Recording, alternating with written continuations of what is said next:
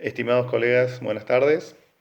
Un gusto poder compartir con ustedes estos momentos, aunque sea de forma virtual, a través de este video.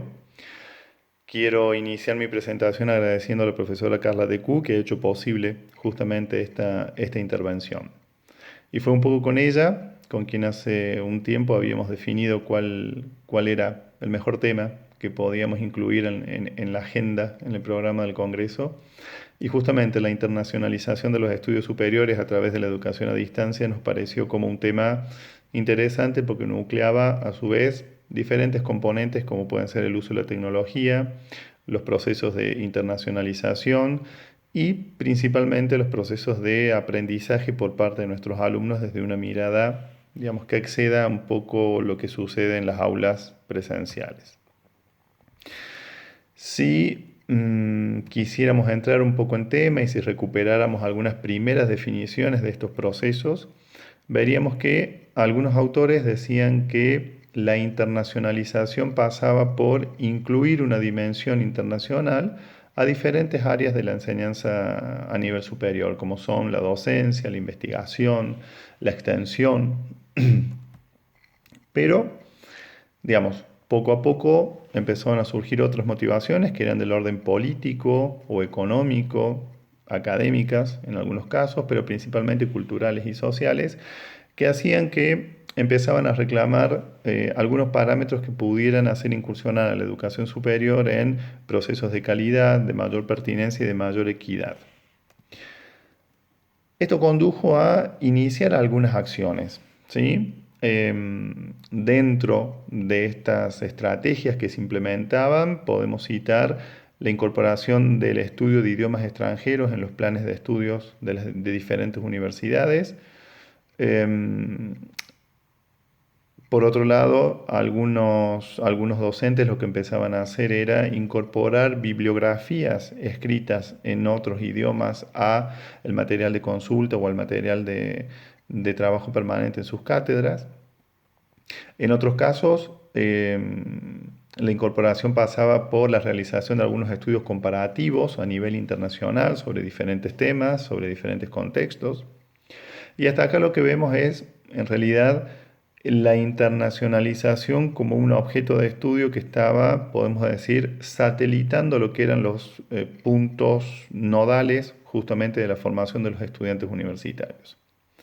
Quizás un paso superador fue la implementación de procesos o de emprendimientos de movilidad académica o de movilidad profesional. ¿Sí? Recordemos que estos procesos tenían que ver con el traslado físico de una persona desde su país o de su lugar de origen a otro, ¿sí? Con los fines justamente de compartir espacios presenciales y de esa forma mejorar o potenciar los procesos de formación. ¿Qué sucedía con estos procesos de movilidad? O por lo menos, ¿cuál fue uno de los disparadores que nuestra universidad empezó a encender algunas luces rojas de alerta? Porque si bien existían muchos convenios que desde la Secretaría de Relaciones Internacionales se firmaban con un sinnúmero de universidades, estas becas no eran del todo aprovechadas por estudiantes ni por docentes, ¿sí? Y estamos hablando de becas que quizás no implicaban demasiados costos para el desplazamiento, porque muchas tenían la posibilidad de implementar alguna pasantía en, por ejemplo, países limítrofes, ¿sí? Pero ¿qué pasaba? De a poco lo que fue surgiendo es que había razones económicas que impedían que estos desplazamientos se hicieran. Estamos hablando de quizás estudiantes que no contaban con los medios necesarios, por ejemplo, como para pagarse un pasaje o el alojamiento mientras durara su estadía. Razones laborales, sabemos que en nuestra universidad muchos de los estudiantes están costeando sus estudios gracias a los trabajos que van encontrando y es bastante complicado para ellos, a ver, solucionar el tema de la movilidad académica viajando, pero sabiendo que no iban a conseguir, por ejemplo, que sus trabajos le dieran las licencias necesarias. Es decir, es una forma de renunciar para poder realizar estas pasantías o estos momentos de intercambio. De la misma forma había razones familiares, ¿sí? Aquellos estudiantes que de repente son jefes de familia o sustentos principales de sus familias no iban a contar con los medios como para poder solventar en paralelo los gastos del desplazamiento y a su vez seguir manteniendo sus vínculos familiares. Y en algunos casos, y creo que eso es por ahí lo que más complicaba, es que existían razones académicas por las cuales los alumnos decidían no movilizarse. Estas razones académicas tenían que ver principalmente con el hecho de que eso que ellos proponían o aquello a lo cual ellos podían acceder en el país vecino, en el país extranjero en el que podían realizar su experiencia, a su regreso no era del todo reconocido. Sin mencionar que si estamos hablando, por ejemplo, de instituciones que estaban, digamos, en la otra punta, por decir Europa o Estados Unidos, con la diferencia que teníamos en la organización temporal de los cursados, evidentemente eso implicaba para algunos que al no tener reconocimientos, directamente podía implicar la pérdida de un cuatrimestre, si no es casi de un año completo, ¿sí? Nosotros hemos tenido estudiantes que, bueno, tenían la posibilidad, por ejemplo, de partir a Francia para hacer un encuentro, digamos, una experiencia de 6 meses, pero obviamente ellos partían en un periodo en el que nosotros nos encontramos en la mitad del año. Al tener materias anuales, ¿sí? No en todos los casos ellos tenían el reconocimiento de eso que iban a hacer a Francia después como parte del trayecto que tenían en sus materias acá. Vamos a después a profundizar un poco más en esto, ¿sí? Pero digamos, lo que decidimos en su momento trabajar, como les decía antes con Carla, era ver cómo, de qué manera, de qué forma podíamos empezar a mirar a la educación a distancia como una forma de potenciar estos procesos de internacionalización. Hay que marcar una diferencia y es que la educación a distancia per se no implica necesariamente un proceso de internacionalización. El hecho de que se pueda estudiar de cualquier, podemos decir, de cualquier punto del mundo, no implica que necesariamente estemos insertos en un proceso de internacionalización. La educación a distancia propiamente dicha también tiene que pasar por un proceso de, podemos decir, conversión o de adecuación para que podamos decir si también en educación a distancia estamos frente a un proceso de internacionalización. ¿En qué la educación a distancia colabora o aporta para estos procesos de internacionalización? Creo que principalmente podemos encontrar similitudes, ¿sí? El proceso de internacionalización también se lo llama aprendizaje global en red, intercambio, ¿sí? Y aprendizaje colaborativo internacional en línea, ¿sí? Lo que estamos viendo ahí es que para quienes venimos trabajando también bastante en el campo de la educación a distancia, empiezan a aparecer puntos de unión que hacen que uno pueda imaginar que justamente en los procesos de virtualización generales podamos también empezar a incluir procesos de internacionalización sin inconvenientes o en todo caso dejando los inconvenientes centrados más en la búsqueda del socio internacional y no tanto en algunas cuestiones que hacen más a la construcción a través de, a ver, los tejidos colaborativos, los aprendizajes colaborativos. Evidentemente esto va a requerir por ahí algún tipo de circunstancias que ayuden a este proceso. Una parte se va a apoyar justamente en una política institucional que sea realmente propicia para este tipo de acciones, pero también hay una cuestión que depende mucho del profesorado, ¿sí? En esto tiene que ver la capacidad que empecemos a desarrollar para poder trabajar en red con colegas de todo el mundo, la capacidad de empezar a ver cómo, a ver, la movilidad o el proceso de adquirir estas competencias internacionales no tiene nada que ver con el desplazamiento físico, tiene que ver también en lo institucional, pero también en lo que cada docente pueda hacer en su cátedra, en justamente el reconocimiento de estos trayectos formativos que se hacen por fuera de lo que es el espacio de cada cátedra, de mi cátedra como espacio curricular, lo cual evidentemente se traduce en un gran proceso de flexibilización.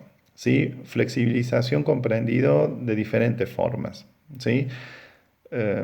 Desde los contenidos que se pueden seleccionar hasta las formas de aprender, los entornos en los que estos alumnos pueden aprender y yo diría con una mirada mucho más amplia, ya que no estamos simplemente mirando el contenido curricular propiamente dicho, sino que justamente estamos apuntando a la necesidad de empezar a evaluar el desarrollo de competencias que, como sabemos, son mucho más transversales que los simples contenidos curriculares.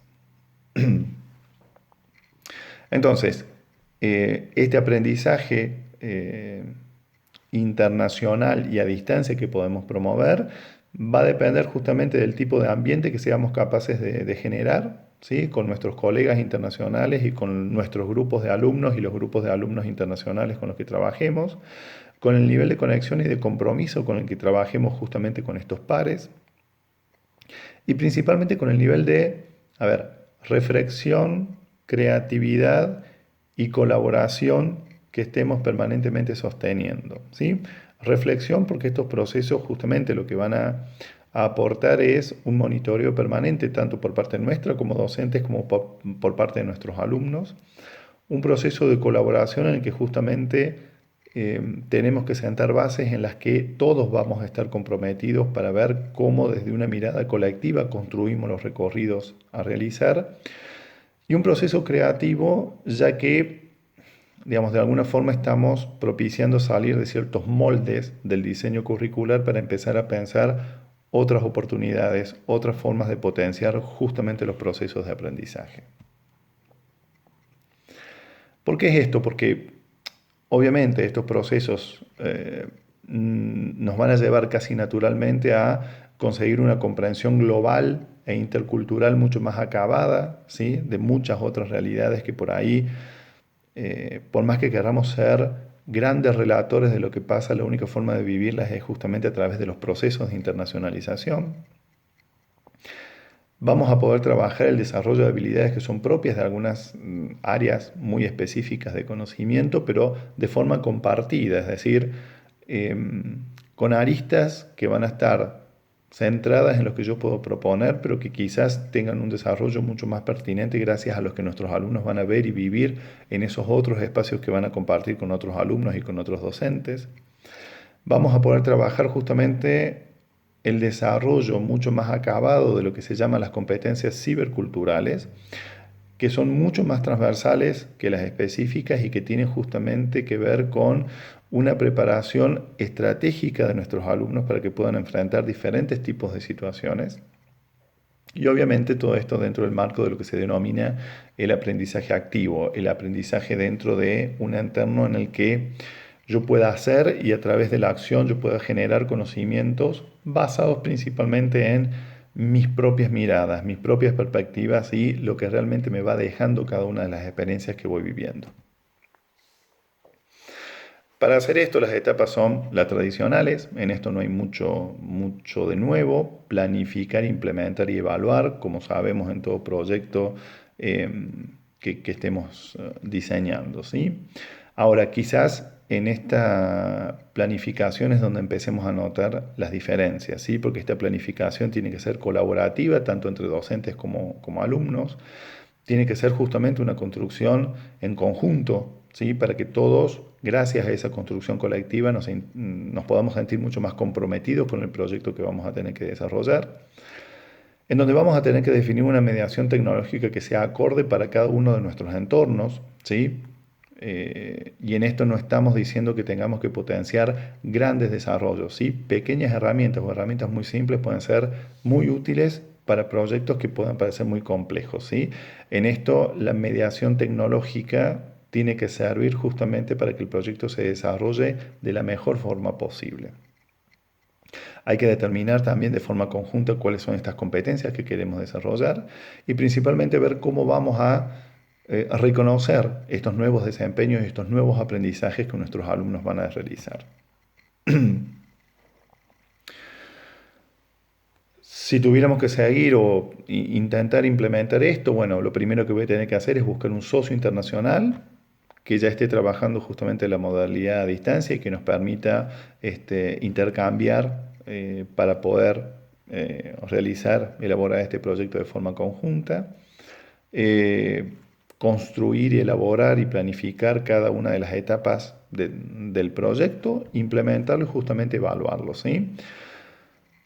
El proyecto, la parte de la evaluación del proyecto tiene que ver también con las herramientas que yo voy a poder utilizar para poder ir recabando información y asentando esa información en procesos de seguimiento que me permitan monitorear no solo el avance en la adquisición de nuevas competencias o de nuevas habilidades, sino también eh, diferentes maneras de ver las realidades en las que los alumnos se van a estar desempeñando y cómo de esa forma estoy directa o indirectamente señalizando procesos de aprendizaje. He tratado de ser lo más sintético que se pueda en estos temas. Hay mucho más para decir, pero evidentemente hay una recomendación que se da siempre y es algo, a ver, que en algún momento me recomendaron a mí y creo que es muy interesante transmitirlo. ¿Sí? En esto, todos estos primeros pasos van a ser bastante complicados y complejos al principio, ¿sí? Porque de alguna forma es una modalidad, es una forma de trabajo que escapa a lo cotidiano del quehacer docente. Pero lo bueno de esto es que una vez que justamente empecemos a trabajar, todo empieza a ser mucho más fácil y quienes habremos podido dar estos primeros pasos, sabemos muy bien que los primeros que van a ser los promotores de este tipo de actividad son nuestros propios alumnos, ¿sí? Sin ir más lejos, nosotros en nuestra facultad tuvimos el año pasado la posibilidad de hacer algo, a ver, muy concreto con una colega de Hong Kong. Este año, hasta hace unos días, no habíamos tenido ningún tipo de novedad y hace 2 días hemos recibido el contacto nuevamente de la misma colega y al bajar esta propuesta a nuestros alumnos, fueron ellos los que dijeron, en base a los comentarios que habían recibido de sus compañeros desde años pasados, de que estaban muy atentos a lo que esto estaba pasando porque ya habían empezado a desarrollar algunas ideas para mejorar lo que se había hecho. Con lo cual, uno creo que empieza a relajarse y a disfrutar de estos procesos de internacionalización en donde justamente la tecnología es una herramienta, se abre el juego y dentro de este juego magnífico que son los procesos de enseñanza y de aprendizaje hay que disfrutarlos y dentro de esas perspectivas es dejar que justamente los procesos de aprendizaje se den anclándolos en los que realmente nuestros alumnos necesitan. Hasta acá mi presentación, espero que les haya resultado de interés. Carla tiene mi mail por si alguien quiere contactarme y Carlas y colegas de Kabila nuevamente, un abrazo muy grande desde acá, desde Córdoba.